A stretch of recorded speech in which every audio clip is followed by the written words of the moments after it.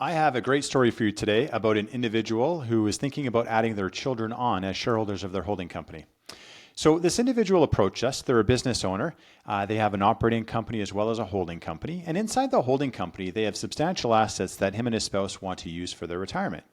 And along the way, they were talking with some people about estate planning, and someone recommended that they think of adding their children on as shareholders of the holdco, because that'll make it nice and easy for when they were to pass away, that these assets will just be moved right over to the children. And so they were talking with me about that, asking me what I think of that in contemplation of their overall plan. And so I actually don't think that's a very great idea at all. And the reason why I say that is because if this individual was to add their children on as shareholder of their holding company, it's going to expose all the assets of the holding company to the creditors of his children. And so if his children were to go through a divorce, were to get into a car accident, or were to make bad business decisions and be sued, all of those assets inside the holding company would be exposed to those creditors. And so I don't think it's a very good idea. And so my recommendation on that was to, let's run the numbers. Let's understand what we're dealing with here. If you and your spouse are going to retire, you're going to be using some of these assets out of the holdco to live your retirement. Let's figure out how much money are we talking about at the end of the day when you and your spouse pass away, and then figure out if we have a problem. And if we do, how are we going to deal with it?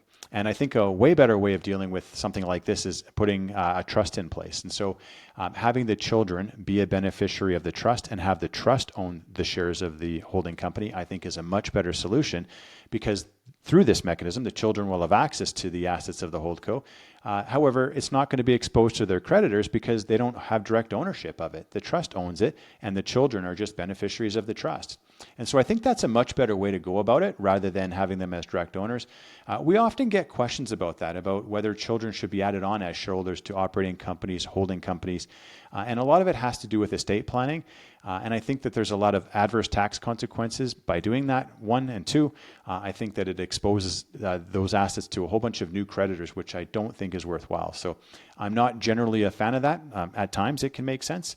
But most of the time I find that I just would steer another way and go a different direction. So I hope you found this helpful. If you want to learn a little bit more about what planning is, we encourage you to check out 360wealth.ca/planning. If you want to learn a little bit more about us and how we can help you, check out 360wealth.ca. Our wheelhouse is working with business families that are within 5 to 10 years of selling their business, or they have sold. So thank you. Take care.